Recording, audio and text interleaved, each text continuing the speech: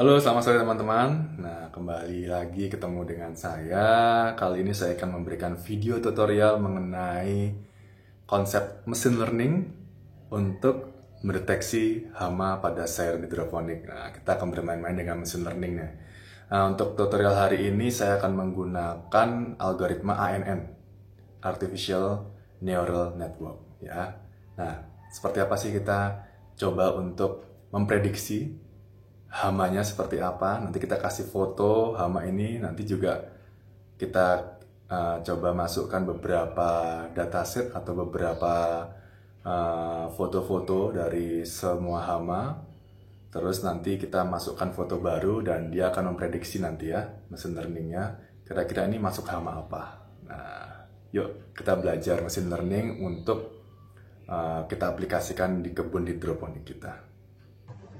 Oke teman-teman, nah seperti yang tadi saya bilang, kita akan menggunakan algoritma dari ANN.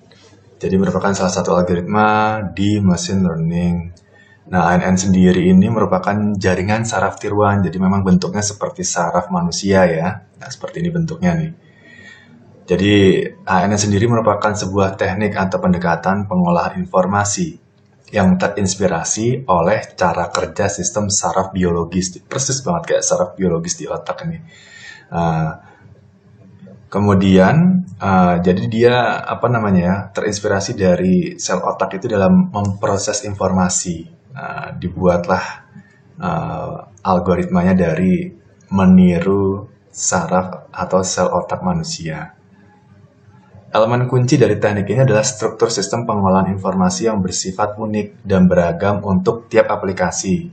Dan neural network terdiri dari sejumlah besar elemen pemrosesan informasi yang saling terhubung dan bekerja bersama-sama untuk menyelesaikan sebuah masalah tertentu. Dan pada umumnya adalah masalah klasifikasi atau prediksi. Nah, inputannya banyak, nanti outputnya satu. Jadi beberapa variabel juga dia bisa masuk di artificial neural network ini. Oke, kemudian apa sih yang harus kita persiapkan dulu teman-teman untuk memulai ini? Nah, kita bisa mencari datasetnya dulu. Kalian nggak perlu repot-repot foto hama di kebun atau di mana untuk belajar awal ya. Kalian cukup pakai cari aja di Google foto-foto hama yang sering muncul di sayuran. Nah, bisa kita cari di Kaggle dataset ini untuk mencari beberapa jenis dataset yang kita inginkan. Dalam hal ini kan kita inginnya dataset dari hama ya. Kita tinggal masuk, terus nanti kita tinggal buka di sini aja. Misalnya saya mau nyari hama, berarti di sini kita ketikkan pest, terus kita enter coba. Nah, hasilnya seperti apa kita lihat. Nanti dia muncul banyak jenis-jenis hamanya atau jenis foto yang kita inginkan. Nah, di sini ada pest dataset, ada macam-macam ya yang jenisnya. Nah, kita coba yang ini, pest dataset. Kita cari datasetnya ya, kita klik. Nah, muncul seperti teman-teman. Nah, ini kita bisa lihat ada 50 foto per folder hama. Jadi ada satu folder hama, nanti hamanya apa. Di sini ada aphids, ada armyworm, ada mites, ada grasshopper, belalang ya. Ada kumbang. Nah, kita bisa di sini data testnya ya. Kita klik aja data testnya kita lihat. Nah, kita coba yang aphid ya. Nanti fotonya seperti apa. Nah, banyak banget nih fotonya tuh. Kita bisa lihat ya. Foto aphid, foto mites juga ada semua. Jadi kita tinggal download aja, terus kita masukkan ke nanti menggunakan Google Colab ya untuk pengkodingannya. Nah, kita bisa download di sini teman-teman. Nah, hasil downloadannya nanti akan seperti ini teman-teman. Hasil downloadannya, nah seperti ini. Tapi nanti penamaannya masih belum sempurna ya. Kalian ubah dulu nanti. Kalian rename. Kalau saya rename jadi aphid 1 sampai aphid 50. Nah, terus kalau yang ini yang armyworm juga sama, saya ubah namanya jadi armyworm 1 sampai 50 dan yang lainnya. Nah, dalam hal ini nanti percobaan kita saya cuma pengen pakai 3 buah folder aja atau 3 buah hama, yaitu aphid, armyworm sama mites. Nanti kita akan coba klasifikasi hamanya ini ya. Kira-kira pakai mesin learning bisa kedetek nggak nanti hama apa. Kita prediksi hamanya. Nah, setelah itu, setelah di-download, terus setelah kita aplikasikan, kita ubah namanya. Tadi kan namanya masih kayak gini namanya nih, masih kacau kan namanya. Kita ubah namanya menjadi seperti yang tadi ini. Update 1 sampai 50 dan juga untuk folder yang lain. Nah, kita bisa buka namanya Google Colab, teman-teman. Nah, ini Google Colab bentuknya seperti ini. Kalau bingung, teman-teman bisa kok tinggal buka Google, terus teman-teman Google Colab. Nah, nanti muncul. Klik ini. Nah, ketika teman-teman tadi buka klik Google Colab, nanti akan muncul seperti ini. Teman-teman buka aja New Notebook. Nanti akan muncul lembar sheet baru. Nah, kalau yang ini kan sudah saya isi ya, codingnya ya. Oke. Nah, untuk awalan teman-teman bisa masukkan coding ini. Nanti akan saya berikan linknya untuk codingnya pakai file GitHub saya. Nanti teman-teman bisa tinggal copy paste untuk mencobanya di rumah. Nah, kita bisa lihat di sini, teman-teman, ini ada namanya, hal yang pertama harus dilakukan adalah kita harus mounting. Kita harus mounting Google Colab ini ke Google Drive kita. Nanti kalau sudah mounting, teman-teman, ke Google Drive-nya akan muncul folder Colabs Netbook. Nah, ini kalau sudah di-mounting, sudah terhubung lah istilahnya. Kalau sudah terhubung dengan Google Colab-nya, maka akan muncul namanya folder Colab Netbook. Yang pertama, teman-teman harus ketikkan ini, yaitu form google.colab, terus teman-teman running. Nah, teman-teman running, disamakan persis ntar ya, copy paste disamakan persis, terus connect to Google Drive. Kemudian, nah dia akan muncul ini biasanya ke akun Gmail kita. Nah, saya pakai Gmail yang ini.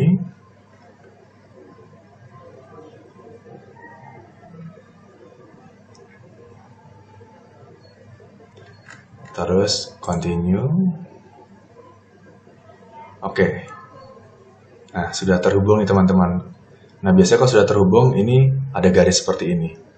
Nah, terus kita membuat foldernya namanya Colab Notebook. Nah, di sini ketika sudah kita running ini berhasil, maka akan muncul folder ini.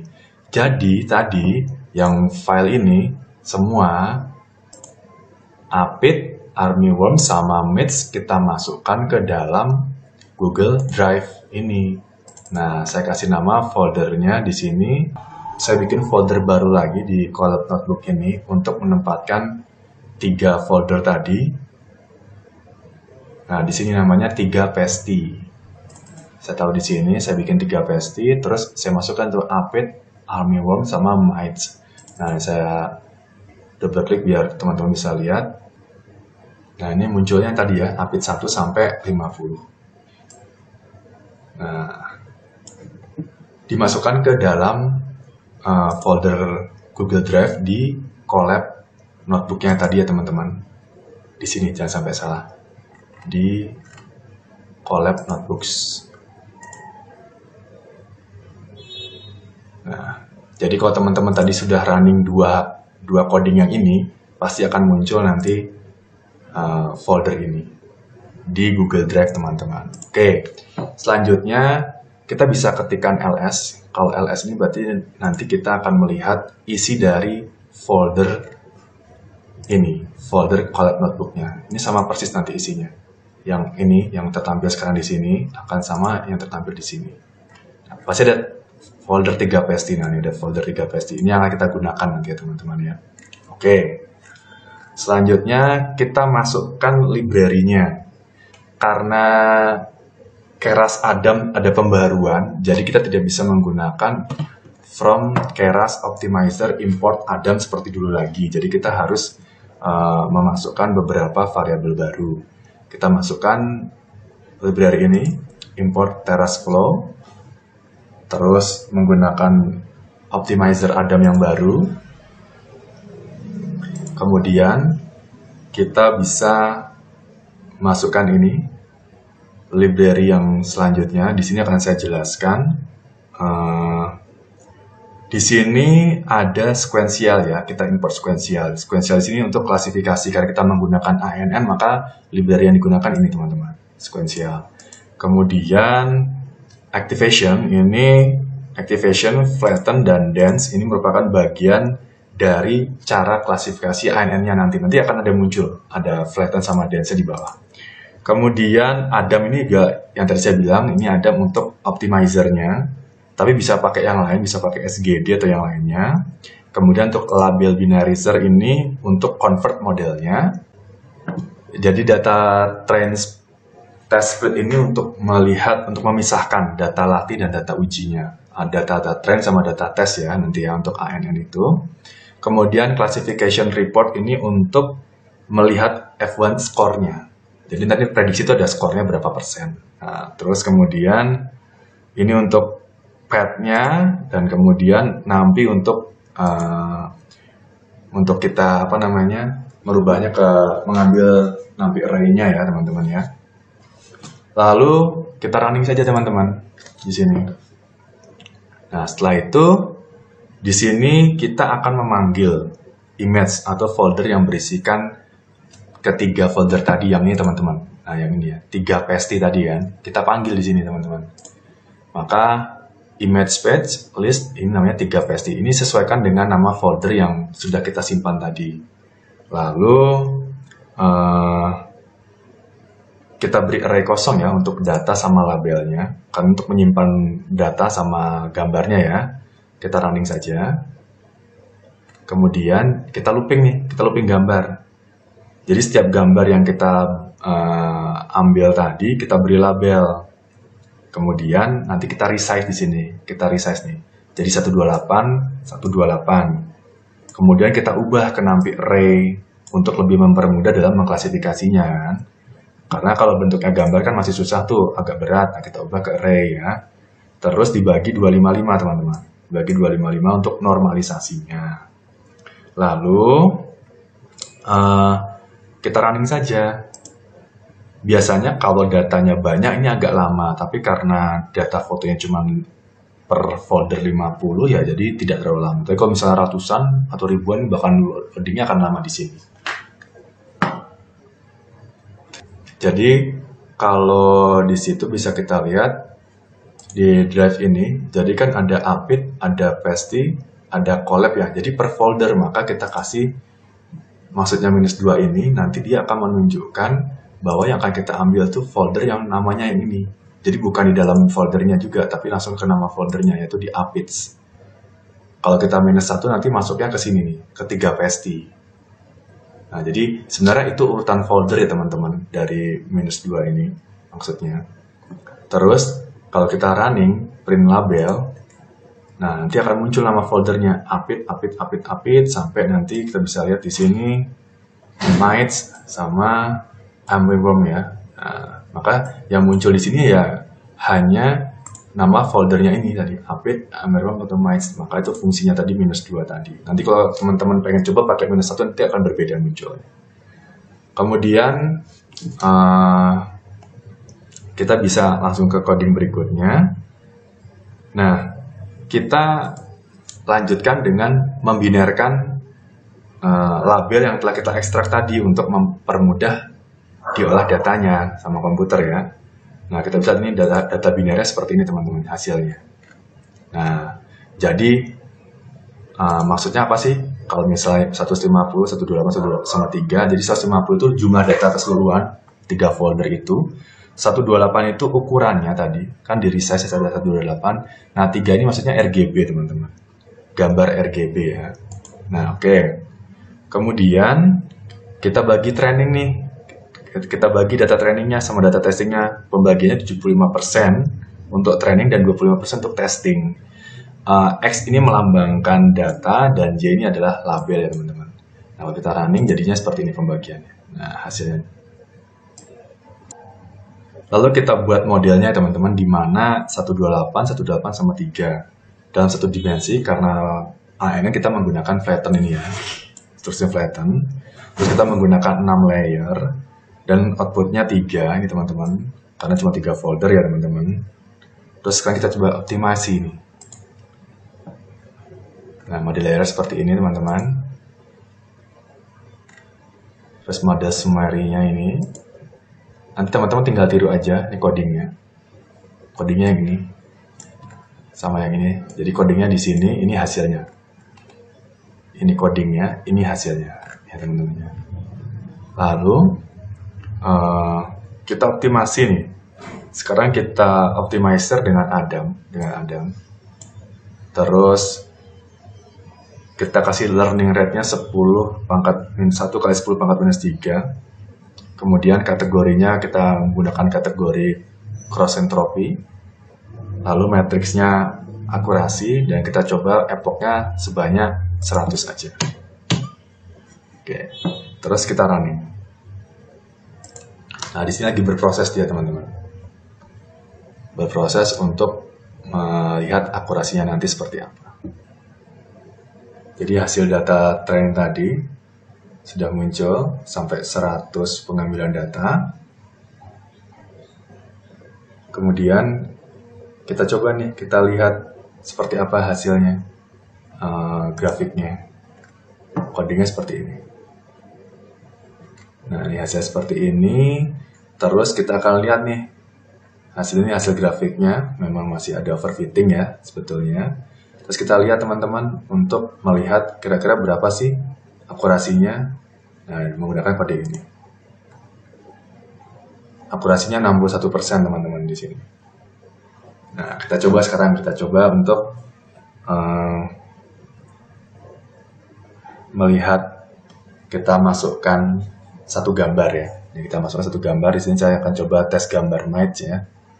Tes gambar Mites juga sudah saya masukkan ke dalam folder Colab Notebooks. Jadi semua yang mau kita testing juga kita masukkan ke dalam folder ini, teman-teman.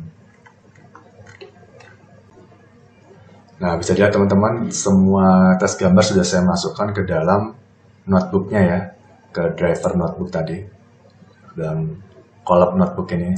Jadi semua data gambar baru yang mau saya tes untuk diprediksi, saya masukkan ke sini juga. Tes gambar apit, belalang, lalat buah, bulat, nah seperti itu. Nah, ini saya masukkan tes gambar Mites ya, coba kita masukkan. Codingnya ini tinggal ditiru saja. Oke, gambar Mites. Terus kita resize tadi ukurannya 128. Oke.